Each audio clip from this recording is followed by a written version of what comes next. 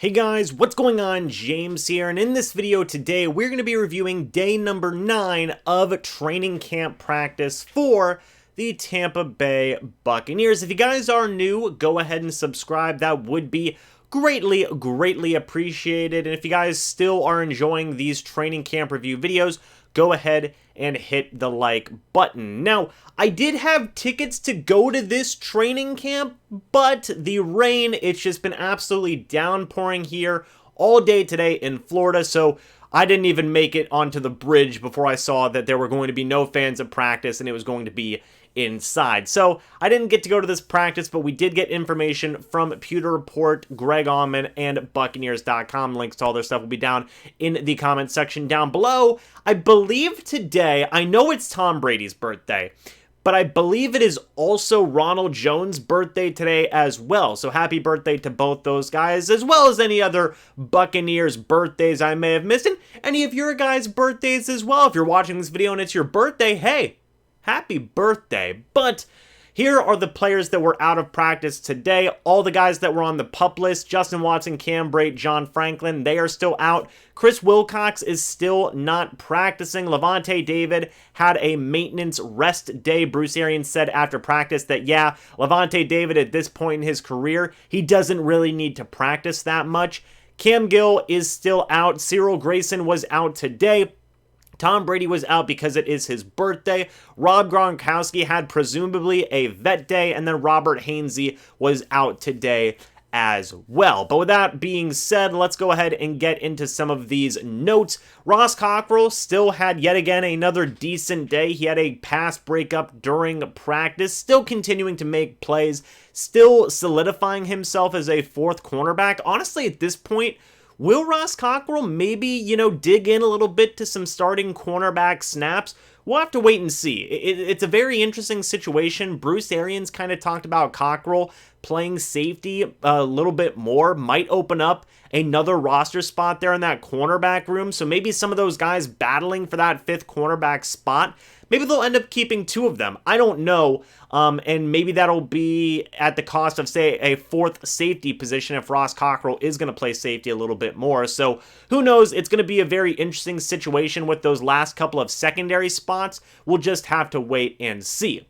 Antoine Winfield Jr. had an interception on Blaine Gabbert today. He also had a very nice pass breakup in the red zone. Blaine Gabbert was the starting quarterback in place of Tom Brady today, and it's nice to hear Antoine Winfield Jr.'s name being mentioned, right? Because I feel like so far up to this point in training camp, we haven't been, mentioning Winfield Jr. a lot. And that isn't a bad thing because, we haven't said anything bad, but we haven't said anything good either necessarily. It's been pretty meh in terms of Winfield Jr. being out there. Now, I still believe, of course, he's amazing and he's going to have a great second year, but it's good to get these notes, right? It's good to hear positive things with Winfield Jr. and his play. I don't think there was any doubt that he was going to do good, but it is good to get that, confirmation of him going out there and making plays. One player who is continuing to struggle, and we'll talk about it more in a little bit, but just bear with me. Ryan Succop went 4 for 6 in field goals during practice today, which I know people are going to go, oh my gosh, it's the end of the world. And I'm still having a good level of confidence in Succop based on last year. He had either the best year from a kicker in Buccaneers franchise history or the second best year, however you want to slice it, whatever you want to call it. I still have faith in Succop. I think he will do good. We'll talk about what Bruce Arians said about Succop in a little bit, but regardless, he did go 4 of 6 in today's practice, and he didn't do very good in practice a couple of days ago when me and Rhett from the Cannon Fire podcast were there.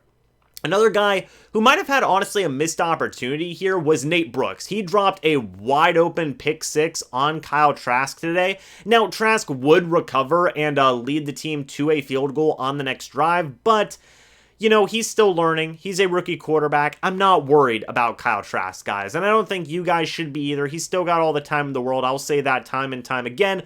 Nate Brooks, buddy, I feel like Antonio Hamilton and him are still battling for that fifth cornerback job right now. We haven't heard a ton of the other guys lately, and you can't be dropping wide open pick sixes like that, man. Those are the opportunities that you literally drop right out of your hand, and you can't Can't let that happen. So maybe if there's a situation where Ross Cockrell plays more safety and they say, okay, we'll carry 6 corners instead of 4 safeties, maybe Nate Brooks and Antonio Hamilton can get in, but in terms of that race, you can't be dropping wide open pick sixes like that, Nate Brooks. But still, he's been making good plays. It's good coverage regardless. You know, at least he was in the right spot at the right time, so you got to give him props to that. Just really, really wish he would have came down with that pick 6. Unfortunately, he did not. Another veteran who actually did really good in practice today was Steve McLendon. He actually had a very good day in run defense, which is a great thing to see. I'm a huge Steve McLendon guy. I really think he's a solid, capable veteran, a good leader at that, too. I still remember the Super Bowl when he was just really making plays, both as a run defender and more so as a pass rusher, to be honest with all of you. So I'm happy McLendon's still here. You know, he could have retired as a champion, but he said, hey, I'll give it one more run. Let's see, let's go. And again, a very strong acquisition that Jason Light made from the New York Jets, trading for McLendon there. He's a very solid backup interior D lineman. JAELON Darden continues to impress, making multiple nice catches from Blaine Gabbert, who overall, Blaine Gabbert actually had a really solid day today. We'll talk about that a little bit more in a second, but Gabbert did have a pretty good day today. Another quarterback who actually kind of rebounded a little bit from some massive struggles he had the other day was Ryan Griffin. Now, he actually did have a better day of practice, making multiple impressive throws to a list of guys like Tanner Hudson, among others. Tanner Hudson had a decent practice, and it's good to see that rebound from Ryan Griffin, see him make some really good throws. Again, he's in a really, really tough situation, but you still want to see the guy succeed. You still want to see him make some good throws, and he was thankfully able to do that today. One of the guys he was able to connect with on a very long touchdown pass was Josh Pearson, who we've talked a little bit We've talked a little bit about in these training camp videos. Some of these younger wide receivers, right? Like Travis Johnson, Josh Pearson, and TJ Simmons, they can all still make plays. They are also just kind of like in a Ryan Griffin situation where it's like, man, it's just a tough spot to be in. So maybe 1 or 2 of those guys could be on the practice squad. We'll have to wait and see. It's always good to have backup guys on, in case there's an injury, knock on wood for that. But overall, these young wide receivers really are going out there. They're putting in work. They're connecting with backup quarterbacks, third string quarterbacks, whatever it may be. And Pearson did have a very nice touchdown from Griffin today. Now we can talk about some of the stuff that Bruce Arians talked about after practice. First thing I want to point out, Bruce Arians said after practice that his confidence is, quote, off the charts for Blaine Gabbert if he ever needed to start a game. Gabbert did have a good day, like I said. Some people would even say he had a great day. I'll say he had a great day. Gabbert did have a great day, and Arians has loads of confidence in him. I don't know how much we're going to see of Blaine Gabbert in the preseason. We'll just have to wait and see. I want to see Gabbert, right? The gift of Gabbert. I remember that game against the Lions where he came in relief of Brady, threw it for 150 yards or something like that, 2 touchdowns in relief of Brady. It was absolutely a wonderful thing to see. The gift of Gabbert, baby. I know some of you guys in the comments section are a little on Gabbert, and that's fine. Hey, I don't blame you for that. We're all entitled to our opinions. Just me, man. I'm a big gift of Gabbert guy, okay? I think he's a fun guy. I think he's, a serviceable quarterback, and Bruce Arians has a lot of confidence in him. So we'll hopefully get to see some of the gift of Gabbert in some preseason games. Bruce Arians also gave praise to both JAELON Darden and Travis Johnson, saying he likes where Darden is at and that Johnson is another guy who keeps on getting open. And, we haven't talked about Darden the past few days, but overall, he's still getting open. He's still beating starters. He still is struggling a little bit to catch the ball, but he's been making some crazy catches, diving catches, really good corner of the end zone catches, things along those lines. I've seen some people say, oh man, let's hope he's not Kenny Bell, and I totally understand that comparison because a lot of people were very hype about Kenny Bell, and then that didn't work out, but we're in pads now, and Darden is still going out there and making plays. I think he's legit. I think Darden's going to be an absolute beast. Try and get some type of a role in the offense. Whatever that may be, I do think he will get some regular season playing time 1,000%, and I think he's going to tear it up in preseason games in my own personal opinion. Then Travis Johnson, again, much like TJ Simmons, much like Josh Pearson, those are guys who are maybe battling for practice squad spots.